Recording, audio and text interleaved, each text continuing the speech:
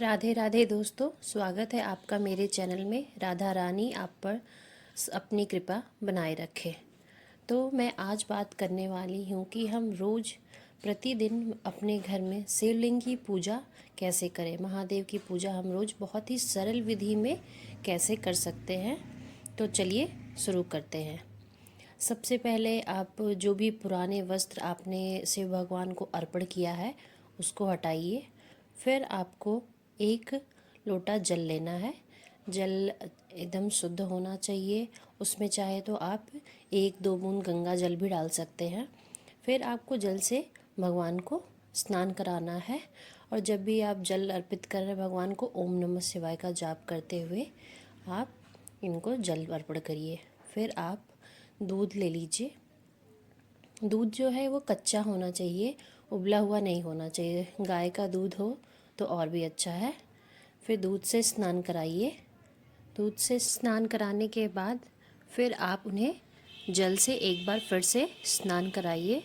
और ज़रूरी नहीं है कि आप प्रतिदिन ही दूध से स्नान कराइए। अगर आपके पास कच्चा दूध नहीं है या फिर आपके घर में गाय का दूध नहीं है तो आप सिर्फ जल से भी भगवान शिव का अभिषेक कर सकते हैं। फिर देखिए जल आप डाल लीजिए और अब एक साफ़ कपड़ा ले लीजिए, उसमें भगवान को रख के बहुत अच्छे से उन्हें पोंछ लीजिए। भगवान भोले बाबा जैसे भी आप, ज़रूरी नहीं है कि उनको हर दिन बहुत सी चीज़ें चढ़ाइए, वो सिर्फ एक लोटा जल से खुश हो जाते हैं। ये जो पानी है इसको आप किसी पौधे में डाल दीजिएगा। तो चलिए अब हम भगवान को बाकी चीज़ें अर्पित करते हैं।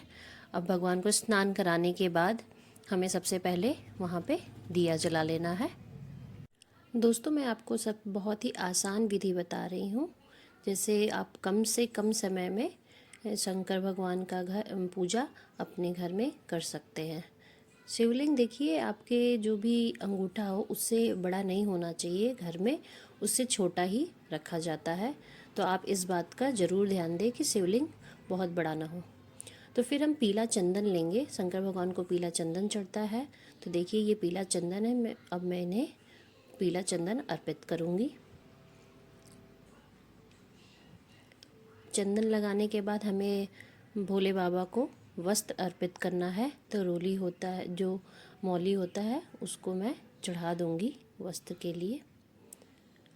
और फिर हम उनको फूल अर्पण करेंगे। आपके पास माला फूल अगर नहीं है तो आप अक्षत भी चढ़ा सकते हैं। उसके बाद मैं बेलपत्र चढ़ाऊँगी। और बेलपत्र ज़रूरी नहीं है कि आप रोज़ बेलपत्र चढ़ाएं ही। अगर आपके पास है तो ठीक है, नहीं है तो कोई बात नहीं। और बेलपत्र ऐसे ही नहीं चढ़ाया जाता, तो मैं उस पर चंदन लगा ली हूँ और मैं इसको भी अर्पित करूँगी। और फिर मैं समी पत्र है वो भी अर्पित करूँगी। अगर आपके पास कुछ भी नहीं है तो आप धुर्वा भी अर्पित कर सकते हैं। तो देखिए मैंने समी पत्र चढ़ा लिया है। अब मैं लौंग चढ़ाऊँगी।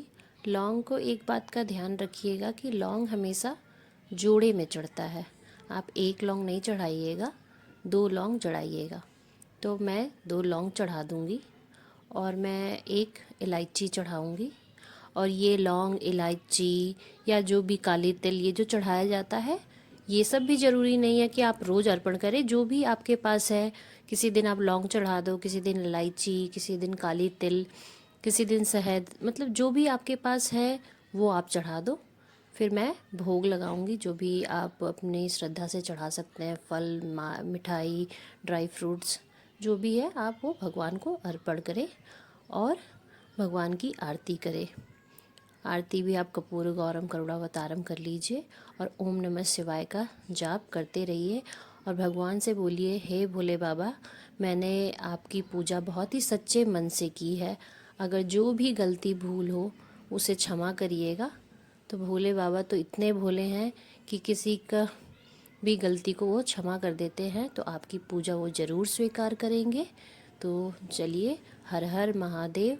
अगर आपको ये वीडियो पसंद आई है दोस्तों तो प्लीज़ मेरे चैनल को लाइक करिए और सब्सक्राइब करिए और शेयर करिए। ऐसे ही आगे मैं और भी वीडियो बनाती रहूँगी जो आपको बहुत मदद करेगा। धन्यवाद।